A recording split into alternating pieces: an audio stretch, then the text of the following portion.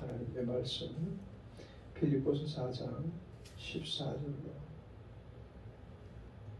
19절까지입니다. 빌립보서 4장 14절로 19절까지입니다. 시작. 그러나 너희가 내 괴로움에 함께 참여하였으니 잘하였도다. 빌립보 사람들아, 너희도 알거니와 복음의 시초에 내가 마게도냐를 떠날 때 주고 받는 내 일에 참여한 교회가 너희 외에 아무도 없었느니라. 데살로니가에 있을 때에도 너희가 한두 번 나의 쓸 것을 보내었도다. 내가 선물을 구함이 아니요 오직 너희에게 유익하도록 과실이 번성하기를 구하니라. 내게는 모든 것이 있고 또 풍부한지라 에바브로디도 편에 너희의 준 것을 받았으므로 내가 풍족하니 이는 받으실 만한 향기로운 제물이요 하나님을 기쁘시게 할 것이라. 나의 하나님이 그리스도 예수 안에서 영광 가운데 그 풍성한 대로 너희 모든 쓸 것을 채우시리라. 아멘.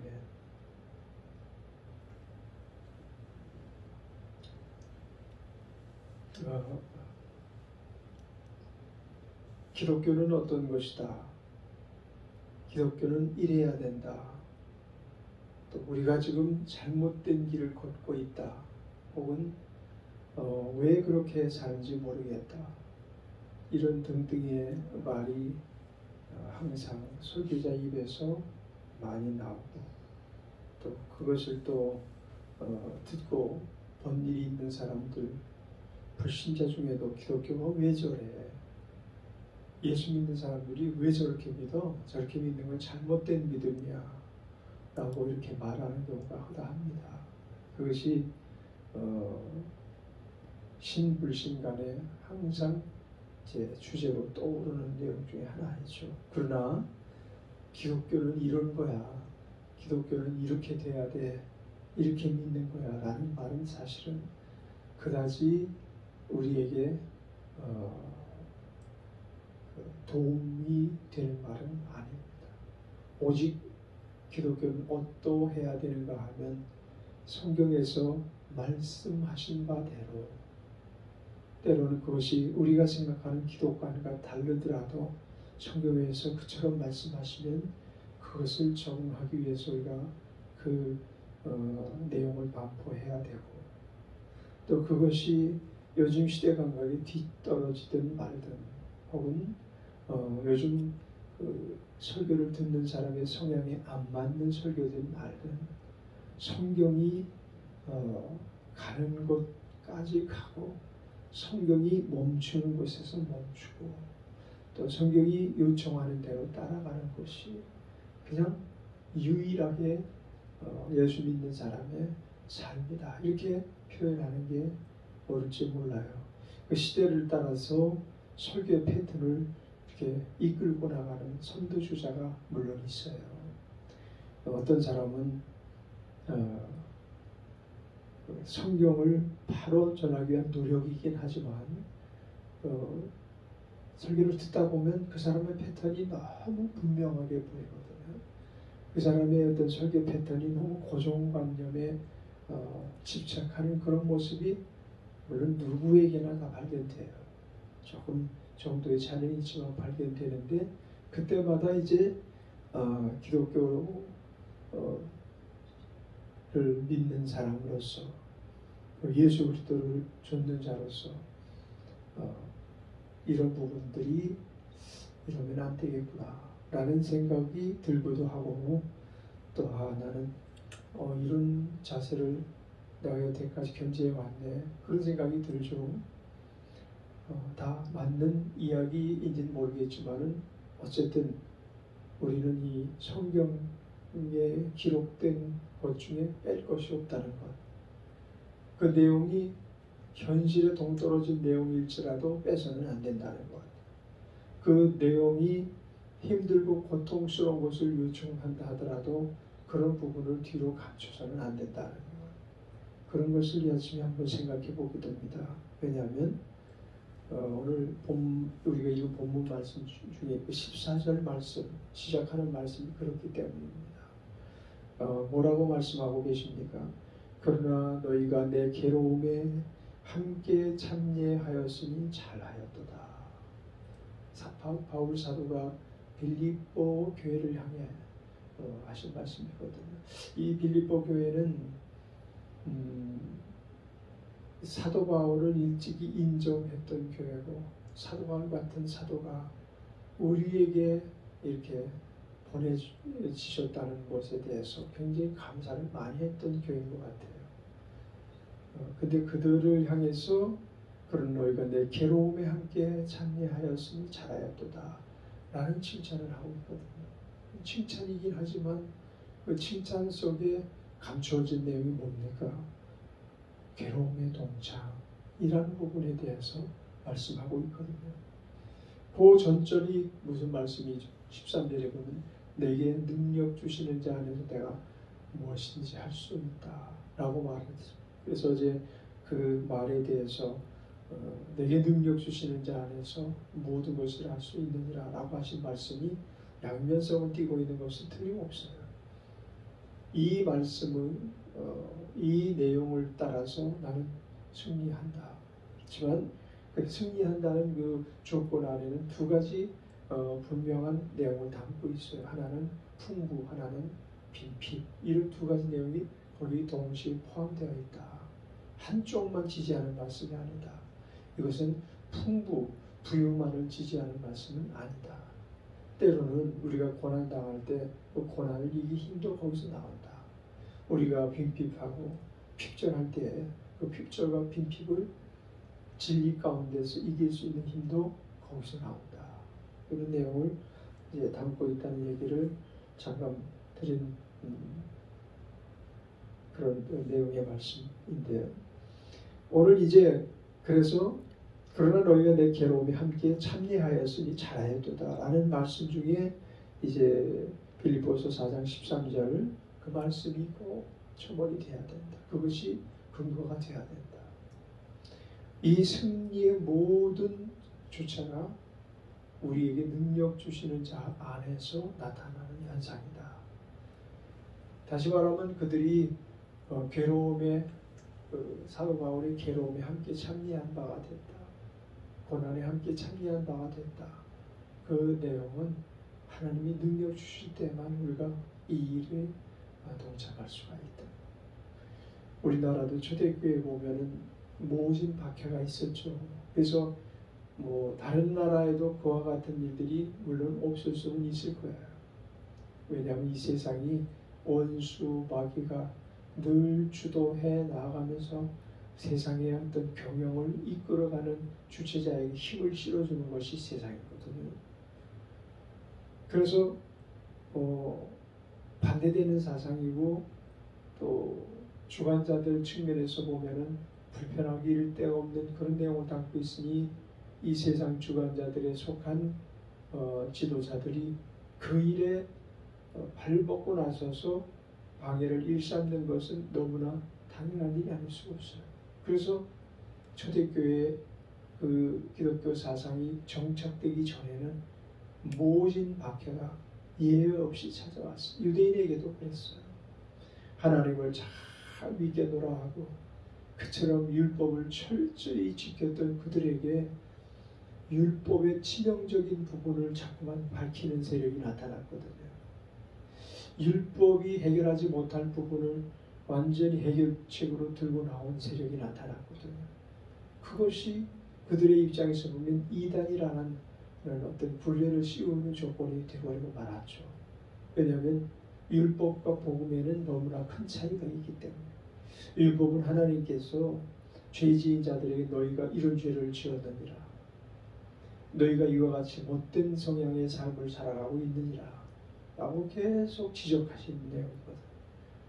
그래서 그 지적하는 내용에 대해서 사람들이 그게 맞는가 라고, 그래 맞아, 하나님께서 이게 잘못됐다라고 생각하고 계시기 때문에 이건 틀림없이 잘못된 거야 라고 하고 그 시정을 하려고 하는데 시정이 안 되는 거예요.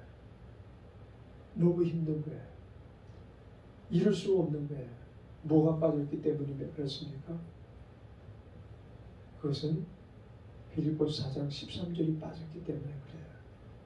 내게 능력 주시는 자 안에서 이 내용을 빼고서는 율법은 너무나 우리를 괴롭히는 아주 법률 중에 가장 최고의 법률이라고 그러죠. 율법이 모든 나라의 그 법률이 다 지정되어 있어요. 그 사람을 통제하는 법이에요.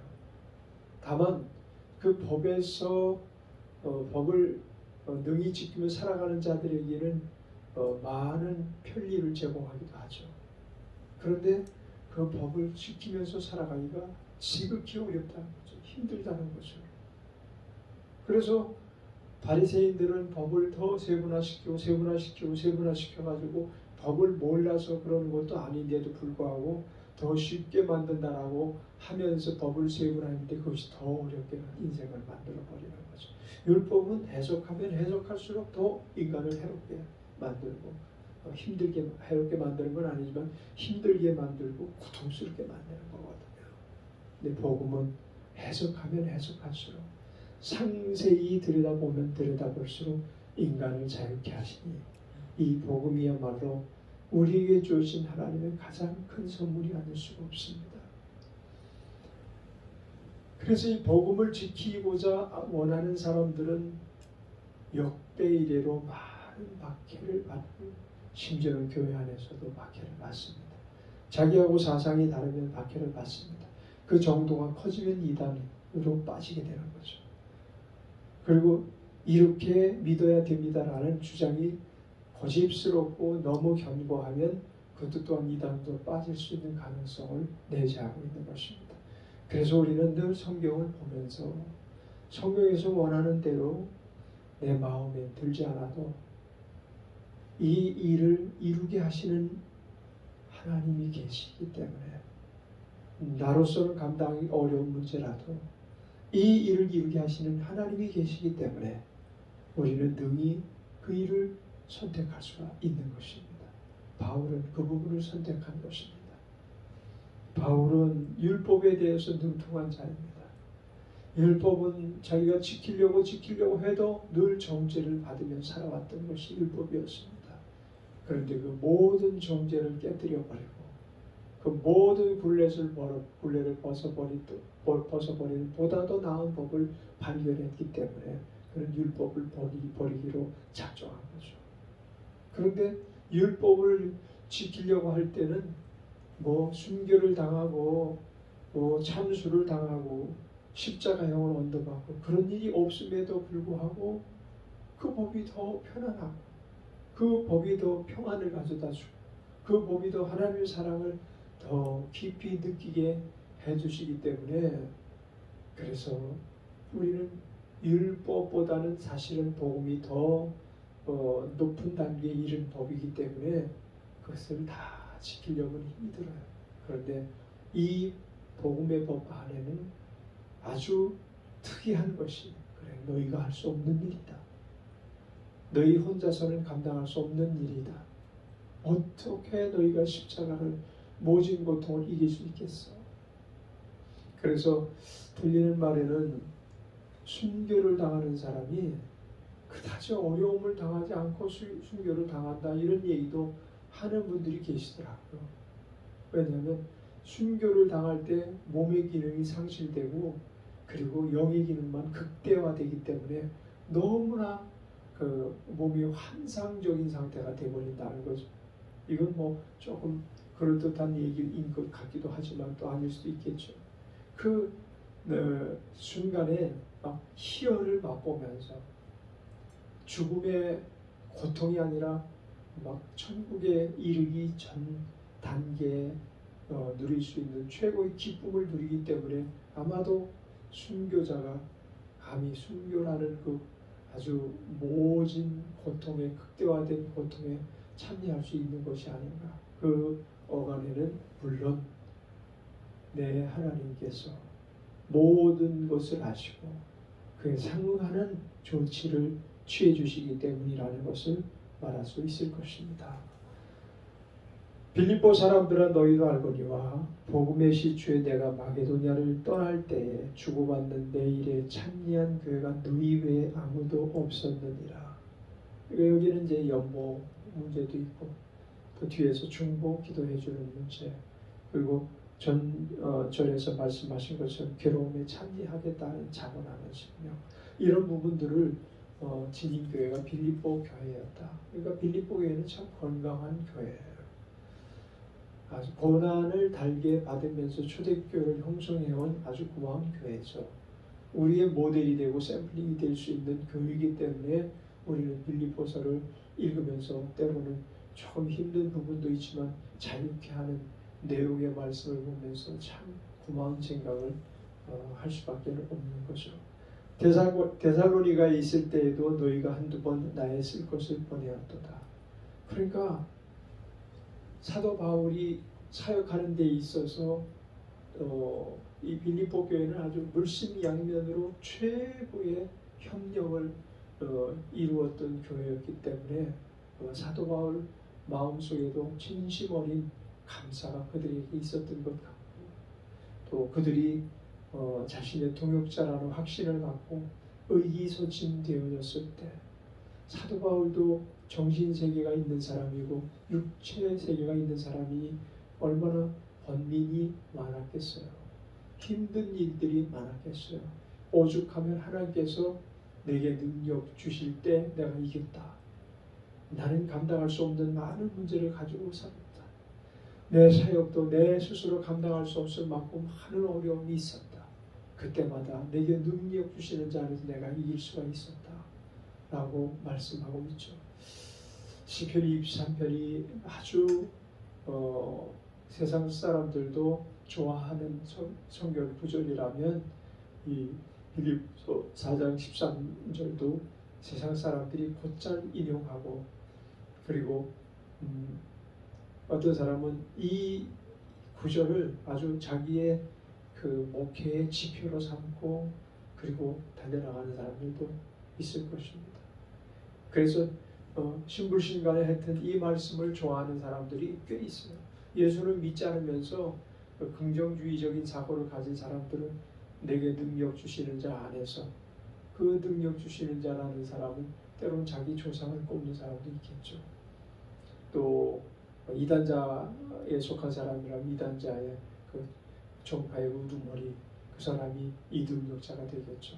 하여튼 모든 빌미를 가지고 하여튼 이 말씀을 사용하는 사람들이 많이 있는데, 사실은 이것을 말씀한 사도 바울의 경우는 친히 경험한 그 하나님에 대해서 우리가 믿을 만한 정로는 가지고 계신 분이기 때문에 그분의 그 단어 구절 사용하는 것을 우리는 적극적으로 신뢰하는 겁니다. 그분이 믿음의 정도를 걸었던 우리의 앞서 간 대선배이기 때문에 우리가 그분의 선택함에 부정적인 생각을 가지지 않는 거죠.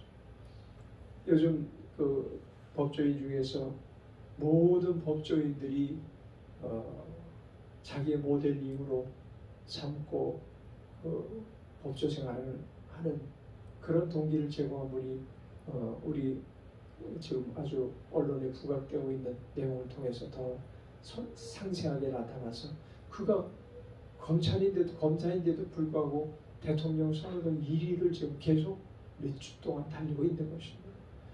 그런 것들이 그의 지향점을 우리가 어느 정도 보게 되거든요. 그가 어찌해서라도 헌법 정신에 맞추어서 검사로서의 후위를 지키려고 자기의 일신의 어떤 행복을 추구하는 자가 아니거든요. 자신의 일신의 행복을 추구하는 자들은 지금 간신배처럼 정권에 빌붙어서 우리 모든 백성들이 저건 아닌데 하는데도 꾸역꾸역 거짓말을 하거든요. 이와 같이 우리의 삶 속에 나타나는 현상이 많은 후배들 혹은 같은 동료의 사람들이 볼 때 저 사람이 바른 길을 가고 있다 라고 이렇게 언급할 수 있도록 우리도 노력하지 않으면 안 되겠습니다. 그래서 이런 그 모든 필요를 공급하고 채워줄 수가 있었던 거죠. 그의 돈 쓴쓰기를 알거든요. 그가 만약에 우리가 홍보한 것을 가지고 사치 생활에 또 그 모든 쾌락에 빠져서 그 돈을 사용했다면 두 번 다시 연보가 그들에게 주어지지 않았을 거예요. 혹은 자기들의 그저 자기의 어떤 생활비로 당진하고 모든 그 가정생활하는데 필요한 것으로 막 사용하는데 일삼고 있다면 아마 연보를 보내지 않았을 거예요. 그러나 바울에게 있어서 주어진 연보는 그들의 섬김과 그들의 사랑 담긴 그 내용을 담고 있기 때문에 함부로 쓸 수 없었을 거예요. 그리고 복음 전하는 일에만 100% 사용하는 그런 연보가 아니었겠는가. 오늘 바울 사도는 우리의 모델인데요. 우리의 삶에 앞서간 성공자의 발자취를 많이 남긴 사람인데요. 그에게는 하여튼 많은 것들이 필요했을 것이라는 것을 보게 됩니다. 사실 우리는 불필요한 필요를 요청할 때가 너무 많아요. 그러나 필요를 요청할 때 하나님께서 왜 침묵하시겠어요? 우리가 이제 하나님 앞 기도에 힘쓰고 또 부유를 달라고 요청할 때 불필요한 부유라면 하나님께서 거절하시겠죠? 왜냐하면 그것이 우리의 삶을 타락의 길로 빠뜨릴 수도 있는 것이기 때문에 그렇습니다. 내가 선물을 구함이 아니오직 너희에게 유익하도록 과실이 번성하기를 구함이라. 내게는 모든 것이 있고 또 풍부한지라. 에바브로디도 편에 너희의 준 것을 받았으므로 내가 풍족하니 이는 받으실 만한 향기로운 제물이요 하나님을 기쁘시게 한 것이라. 사실 우리가 연보 이야기를 바울 사도처럼 연보에 대해서 아주 직설적으로 설교하시는 분이 그다지 많지 않을 정도로 바울 사도는 연보에 대해서 다루고 있어요. 근데 현대인으로서 연보에 다루지 못하는 이유는 바르지 못하기 때문이죠. 하나님께서 쓰실 만한 향기로 생각하지 않고 자신들이 얼마나 취해도 될 만한 그런 물질로만 여기기 때문이죠. 하나님께서 받으실 만한 향기라는 내용은 그것이 좀 하나님의 영광을 위해서 쓰임받고 있다라는 자신감과 그리고 또 확신 섞인 그 답변이라고 말할 수가 있죠. 우리도 이분은 그렇게 말할 수가 있어요. 하나님이 받으실 만한 향기로운 제물이다. 이렇게 말할 수가 있는데 정말 모든 성도들이 그와 같은 일에 전혀 부정적인 생각을 가지고 있지 않다면 사실 연보에 대해서 얼마든지 이야기할 수 있을 거예요. 그리고 연보를 사용한 보고 내용을 전부 이렇게 다 이렇게 기록해서 공표를 하고 그러는 모습을 보게 되잖아요. 그죠? 그걸 비밀스럽게 그냥 집행하는 게 아니고 그 연보가 어떻게 사용되어지는지 거짓없는 진실로 전달을 해주는 거거든요.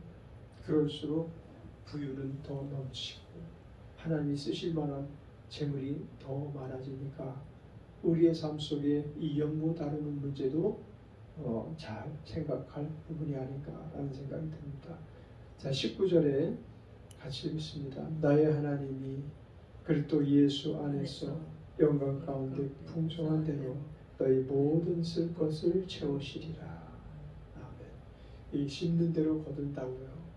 물씨를 잘 심으면 하나님께서 그리스도 예수 안에서 영광을 받으시는 가운데 하나님이 영광을 받으셨기 때문에 그 영광 받으신 것이 풍성하면 풍성하고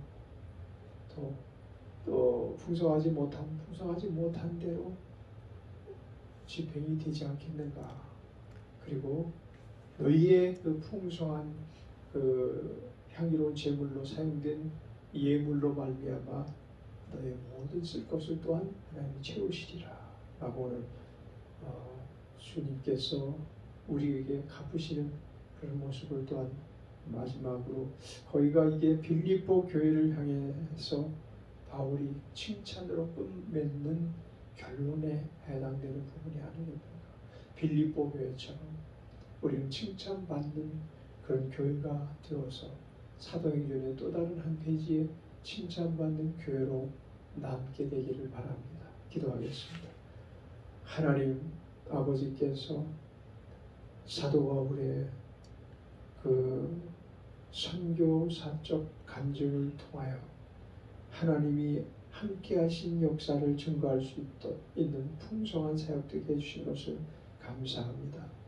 저희도 또한 우리의 사역 안에 하나님께 향기로운 제물이 향기로운 냄새가 많아서 더 풍성함으로 하나님께서 나타나시기를 고대하고 하나님께서 함께 하시는 것을 고대합니다. 우리의 이김은 오직 그래도 예수 안에서 주신 능력 안에서만 가능한 것을 고백합니다. 감사하신 예수님의 이름으로 찬양하며 기도드렸습니다. 아멘.